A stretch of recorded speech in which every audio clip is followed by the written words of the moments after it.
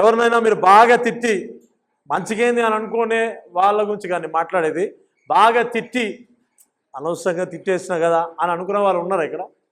తిట్టేసి అరే మళ్ళీ హృదయంలో బాధ నొచ్చుకొని హృదయం నొచ్చుకొని అసలు ఎందుకు తిట్టాను అని అనిపించే వాళ్ళకి ఎవరు ఉన్నారు ఇక్కడ?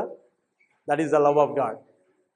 శరీరరీతిగా నీలో కలుగుతున్న సమ్ ఎమోషన్ బట్టి, కోపాన్ని బట్టి నువ్వు పడబా తిట్టేసినావు, కానీ ఎక్కడో హృదయం నొచ్చుకొని అరే అనవసరంగా తిట్టేసిన కదా, లార్డ్ ఫర్గివ్ మీ లార్డ్. అవునా? ప్రార్థనలో ప్రార్థనలో కూర్చున్న ప్రతిసారి అదే జ్ఞాపకం వస్తుంది. ఆరాధన చేసిన ప్రతిసారి అదే జ్ఞాపకం వస్తుంది. ఇగో ఇట్లా దైవజనుడు నిలబెట్టి వాక్యం చెప్తున్న ప్రతిసారి అదే గుర్తుకొస్తూ ఉంటుంది. తిట్టేసిన కదా. Simply go and forgive. Simply ఏం చేయాలంట?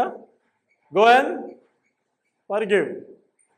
అది నీ ప్రార్థనకి ఆటంకంగా మారుతూ ఉంది, అది నీ ఆరాధనకి ఆటంకంగా మారుతుంది, అది నీ ఆశీర్వాదానికి ఆటంకంగా మారుతూ ఉంది. కాబట్టి still show the agape love. Hallelujah.